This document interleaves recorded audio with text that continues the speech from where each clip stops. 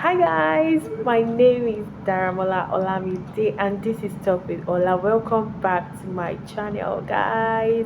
And if you're new to this channel, kindly hit the subscribe button below.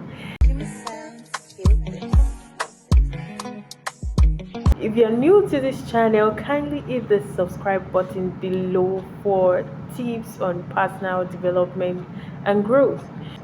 So, in the last video, I talked on depression. I talked about depression and different causes of depression. So, in this video, we'll be talking about how to tackle depression. I said it in the last video that you must have gone through depression, or maybe you're coming back from it, or you're on your way to depression. But right now, we want to talk about major ways to tackle depression.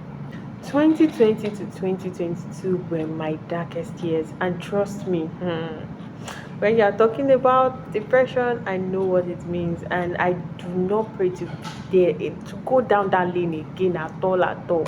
And so I feel like I can talk about depression from an experienced person's point of view.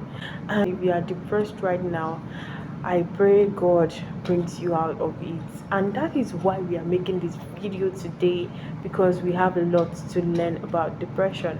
So, depression makes you feel sad, makes you feel like you're not worthy, you're not worth anything. You see your mates as if they are far gone and you're left behind. I felt that way. Like it was extremely crazy. I felt that way.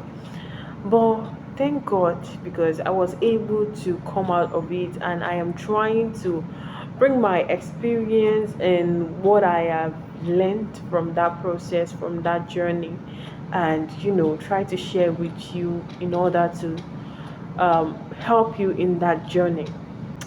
The first thing I need you to note is that nobody is coming to save you.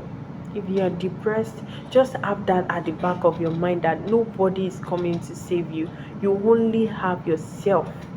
You can only save yourself, because no matter how people try, if you are not willing, they cannot help you. Now that you know that nobody can save you, you need to know that any step you are going to take must be intentional. Any step, anything you're going to do, any action you're going to take to get out of that stage that you are in has to be deliberate, and you must force yourself. You must force yourself. The word force is intentional, and you must force yourself. The first thing I did was I allowed everything to sink in. I allowed everything I was feeling at that moment to stay. I was not living in denial. I stopped living in denial. I stopped my world. Like, I paused everything. So I think the first step is you have to understand that yes, you are depressed. Yes, I am in this. Not that you'd be living in denial, you'd be telling yourself, oh, everything is fine. Everything is not fine. Accept that everything is not fine. Now allow that sadness. That's the first stage. Allow that sadness. Know what you feel. Identify what you feel. Once you have identified that sadness, it will help you know how to tackle it. After that, I actually did something. I was like, okay, let me label my problems. And at the end of the day, I discovered that my life was not the problem, or is not the problem. My life wasn't the problem. It was actually a part of my life. And that thing just made me feel like, okay, my whole life was a mess. I discovered that, oh, it was this part of my life that was a mess, not my whole life. So that actually helped me to feel better, that, oh, I still have some things under control, and it's not like my life is ending anytime soon. So that actually helped me to relax and understand that feeling. Another thing you need to understand is that it is absolutely normal that you are going through depression.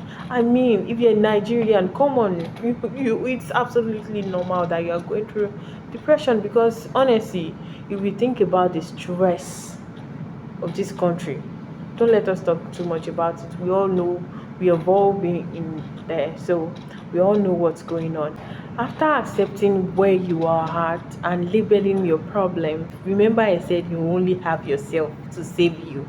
Nobody is coming to save you. So the next step is set short goals. Short goals, as in, I'm not talking about career goals or any type of big goals, but I'm talking about taking care of your house, taking care of your body, like small goals and realistic goals. Short and realistic goals are actually goals that even a child can achieve, even a child can attain. At this point that you are depressed, you don't care the kind of goals you set, as long as they are achievable.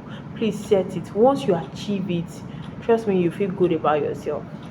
Your room needs to be kept clean, because depression will not let you clean up your room. Don't start by saying, oh, today I'm going to clean up my room.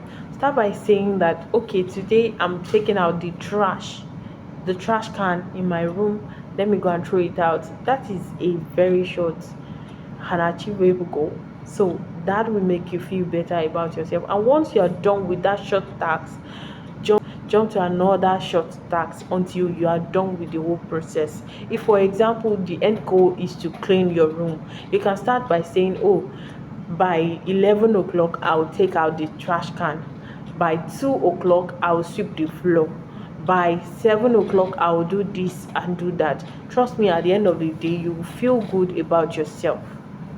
Other people might think, oh, this person is moving at a very slow pace. I beg, you know what you're aiming at.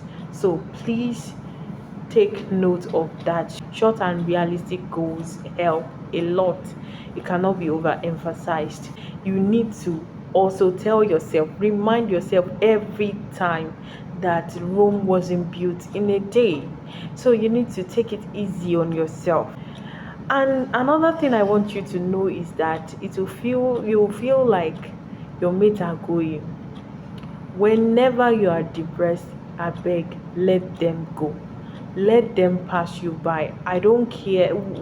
Back then, I didn't care that my mates were already proceeding in life. I just had to focus on me, because at the end of the day, it is my life, and we all have different journey and different paths in life and different goals.